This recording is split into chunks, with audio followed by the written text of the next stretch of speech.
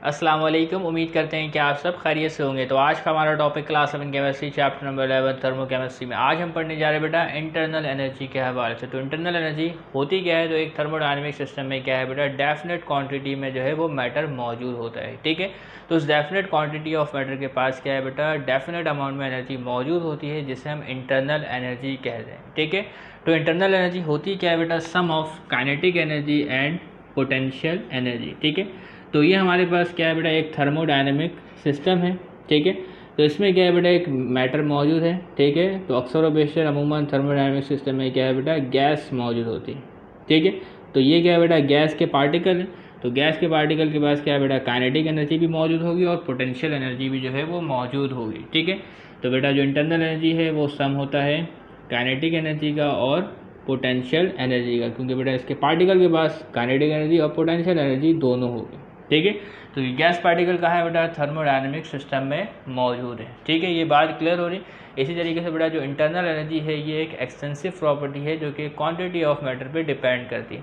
तो अगर क्या है बेटा, इस थर्मोडायनेमिक सिस्टम में क्वांटिटी ऑफ मैटर में इजाफा होगा तो इसकी एनर्जी में क्या है बेटा, इंटरनल एनर्जी में इजाफा होगा। ठीक है, और अगर क्या है बेटा, इस थर्मोडायनेमिक सिस्टम में क्वांटिटी ऑफ मैटर में कमी लाते हैं। ठीक है, क्वांटिटी ऑफ मैटर में क्या लाते हैं बेटा, कमी लेकर आते हैं। ठीक है, तो इस थर्मोडायनेमिक सिस्टम में क्या है बेटा, इंटरनल एनर्जी में भी जो है वो कमी वाक़ई होगी। ठीक है, तो इंटरनल एनर्जी की डेफिनेशन देख लीजिए। डेफिनेशन है बेटा, the total energy content of a thermodynamic system is known as internal energy.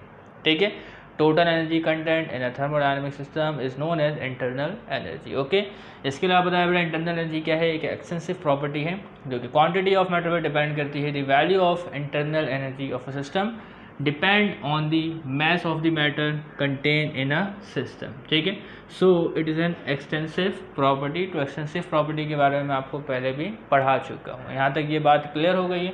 अब इसके अलावा बेटा जो इंटरनल एनर्जी है वो एक स्टेट फंक्शन है। ठीक है, तो स्टेट फंक्शन से मुराद होता है बेटा जो इंटरनल एनर्जी की जो वैल्यू है वो स्टेट ऑफ दिस सिस्टम पे डिपेंड करती है। ठीक है, यानी कि बेटा इनिशियल स्टेट और फाइनल स्टेट में। ठीक है, तो इसकी मदद से क्या है बेटा, हम चेंज इन इंटरनल एनर्जी को फाइंड कर सकते हैं। ठीक है, तो बेटा जो चेंज इन इंटरनल एनर्जी है वो बराबर होती है बेटा E2 माइनस E1 जो है ये बराबर होती है बेटा चेंज इन इंटरनल एनर्जी की। ठीक है, तो ये है बेटा फाइनल स्टेट की इंटरनल एनर्जी, ये है बेटा इनिशियल स्टेट की इंटरनल एनर्जी। ठीक है, तो इसके जो डिफरेंस है वो बराबर होता है बेटा चेंज इन इंटरनल एनर्जी की। तो थर्मोडायनेमिक्स में बेटा जो टर्म हम जो अक्सर और बेशतर इस्तेमाल करेंगे बेटा वो चेंज इन इंटरनल एनर्जी को इस्तेमाल करेंगे। ठीक है, E2 माइनस E1 को इतना इस्तेमाल नहीं करें क्योंकि बेटा जो इनिशियल स्टेट की जो इंटरनल एनर्जी होती है वो हम मालूम नहीं कर सकते। इसी तरीके से बेटा जो फाइनल स्टेट है इसकी भी इंटरनल एनर्जी को हम फाइंड नहीं कर सकते हैं। ठीक है, तो आगे बढ़ते बेटा जो इंटरनल एनर्जी है वो क्या है बेटा, स्टेट फंक्शन है जो कि इनिशियल स्टेट और फाइनल स्टेट पे डिपेंड करता है एक थर्मोडायनेमिक सिस्टम पे।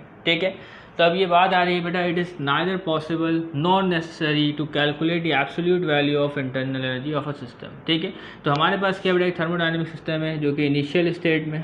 ठीक है, और एक और थर्मोडायनेमिक सिस्टम है। ठीक है, तो हमने इनिशियल स्टेट को बेटा 30 जूल एनर्जी जो है, हीट एनर्जी जो है फराहम की। ठीक है, तो इनिशियल स्टेट में था, अब ये किस में चला जाएगा बेटा, फाइनल स्टेट में चले जाएगा। किस में चले जाएगा बेटा, फाइनल स्टेट में चले जाएगा। ठीक है, तो इसके नतीजे में क्या होगा बेटा, जो इंटरनल एनर्जी है थर्मोडायनेमिक सिस्टम की इसमें इजाफा हो जाएगा क्योंकि बेटा हमने 30 जूल एनर्जी जो है वो ऐड कर दी सिस्टम में। ठीक है, तो ये इनिशियल स्टेट है, ये क्या है बेटा, फाइनल स्टेट है। ठीक है, तो इन दोनों में बेटा जितना एनर्जी चेंज आ रहा है, ठीक है, तो इसको हम कहेंगे बेटा डेल्टा ई। तो थर्मोडायनेमिक्स में हम डेल्टा ई का इस्तेमाल करेंगे क्योंकि बेटा थर्मोडायनेमिक सिस्टम की internal absolute value of internal energy को आप नहीं फाइंड कर सकते। यानी कि बेटा इसकी इंटरनल एनर्जी क्या है ये हमें नहीं पता, इसकी इंटरनल एनर्जी क्या है हमें नहीं पता, लेकिन हम चेंज इन इंटरनल एनर्जी को फाइंड कर सकते हैं। ओके, ये बात क्लियर हो रही है। तो it is neither possible not necessary to calculate the absolute value of internal energy of a system. In thermodynamics we concern only with the energy change from one state to another. ठीक है, तो 30 joule energy फराहम करेंगे तो energy change भी उतना ही आएगा। तो ज़्यादा एनर्जी फराहम करेंगे तो ज़्यादा एनर्जी चेंज आएगा, कम एनर्जी फराहम करेंगे तो कम एनर्जी चेंज आएगा। ओके, तो delta E is equal to E2 minus E1। तो क्या है बेटा, इंटरनल एनर्जी एक स्टेट फंक्शन है जो कि स्टेट की मदद से हम मालूम करते हैं। ठीक है, तो बेटा जो डेल्टा ई की वैल्यू है ये पॉजिटिव भी हो सकती है और डेल्टा ई की वैल्यू नेगेटिव भी हो सकती है। तो डेल्टा ई की वैल्यू पॉजिटिव कब होगी और डेल्टा ई की वैल्यू नेगेटिव कब होगी? ठीक है, तो इसके बारे में जो बातें हैं वो आपको अच्छी तरीके से मालूम होगी। तो देखिए बेटा ये इनिशियल स्टेट है, तो इनिशियल स्टेट के लिए E1, फाइनल स्टेट के लिए बेटा E2, ठीक है। तो अगर इनिशियल स्टेट में इंटरनल एनर्जी कम है और फाइनल स्टेट में इंटरनल एनर्जी ज़्यादा है, ठीक है, तो डेल्टा E की वैल्यू जो है वो पॉजिटिव आएगी, ठीक है। और अगर क्या है बेटा इनिशियल स्टेट की इंटरनल एनर्जी ज़्यादा है और फाइनल स्टेट की एनर्जी कम है, ठीक है, तो इस सूरत में बेटा जो डेल्टा E की वैल्यू है वो नेगेटिव आएगी। तो देखिए बेटा delta E is positive if E2 is greater than E1 and negative if E2 is less than E1। Okay, ये बात क्लियर है, ठीक है। तो अब हम डिस्कस करने जा रहे हैं बेटा एक थर्मोडायनेमिक सिस्टम जो है वो सिस्टम से सराउंडिंग में और सराउंडिंग से सिस्टम में किस तरीके से एनर्जी को ट्रांसफर कर सकता है, ठीक है। तो एक थर्मोडायनेमिक सिस्टम जो है बेटा दो तरीके से एनर्जी को ट्रांसफर कर सकता है बेटा, एज अ हीट और वर्क, ठीक है। तो सबसे पहले क्या है बेटा हीट को डिस्कस करेंगे। तो देखिए बेटा हमारे पास क्या है बेटा एक थर्मोडायनेमिक सिस्टम है, तो अगर क्या है बेटा हीट एनर्जी जो है वो ट्रांसफर होती है सराउंडिंग से सिस्टम में, ठीक है, तो इस तरीके से क्या होगा बेटा सिस्टम की इंटरनल एनर्जी में इजाफा होगा। ओके, ये बात तो अंडरस्टूड है। इसी तरीके से क्या होता है बेटा अगर हीट एनर्जी जो है वो ट्रांसफ़र होती है बेटा सिस्टम से सराउंडिंग में, तो इसकी एनर्जी में क्या होगा बेटा सिस्टम की इंटरनल एनर्जी में कमी वाक़ई होगी। ओके, ये बात क्लियर। तो देखिए बेटा if the heat flow from surrounding into system, ठीक है, सराउंडिंग इनटू सिस्टम, ठीक है, raise is the internal energy of the system. Okay, it is taken to be plus Q. तो बेटा जो हीट एनर्जी जो होगी वो सराउंडिंग से जो सिस्टम में जा रही है, तो क्यू की वैल्यू क्या होगी बेटा हमारे पास पॉजिटिव होगी, ठीक है। If the heat flow from system to surrounding, तो lowering the energy of the system. तो अगर हीट सिस्टम से सराउंडिंग में जा रही है, ठीक है, तो इंटरनल एनर्जी में कमी वाक़ई होगी, ठीक है। तो हमारे पास बेटा जो Q की वैल्यू आएगी बेटा वो नेगेटिव में होगी, ठीक है। तो हो सकता है बेटा 30 जूल एनर्जी जो है वो सराउंडिंग से सिस्टम में चले जाए, ठीक है। हो सकता है कि बेटा 30 जूल एनर्जी जो है वो सिस्टम से सराउंडिंग में चले जाए। तो इस सूरत में क्या है बेटा इंटरनल एनर्जी में जो है वो चेंज आएगा। तो हीट के हवाले से आप समझ गए। अब इसके अलावा क्या है बेटा वर्क के हवाले से देख सकते हैं। तो थर्मोडायनेमिक सिस्टम क्या है बेटा वर्क करता भी है और थर्मोडायनेमिक सिस्टम के ऊपर वर्क होता भी है, ठीक है।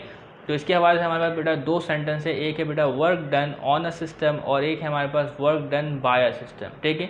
तो एक थर्मोडायनेमिक सिस्टम में वर्क कब होता है, तो इससे हम कहते हैं बेटा work done on a system, और एक थर्मोडायनेमिक सिस्टम बेटा जो वर्क करता है इसे कहते हैं बेटा work done by the system, ठीक है। तो हमारे पास क्या बेटा एक थर्मोडायनेमिक सिस्टम है, ठीक है।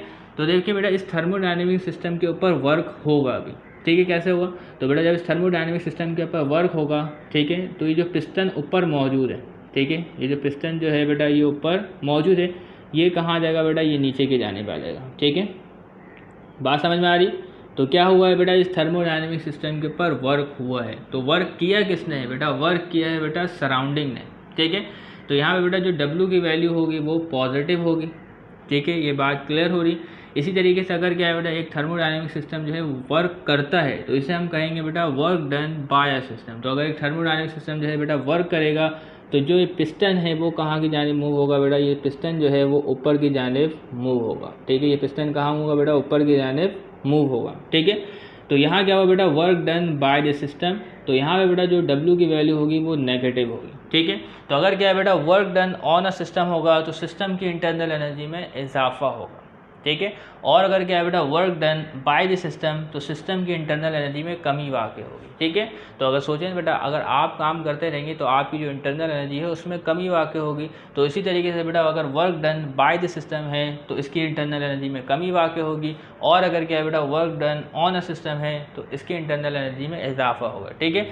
तो क्या है बेटा W की value positive for work done on a system और W की value negative for work done by the system, ठीक है। If work is done on a system by the surrounding and the energy of the system is increase, ठीक है, it is taken to be plus W, जो कि मैं आपको बता चुका हूँ।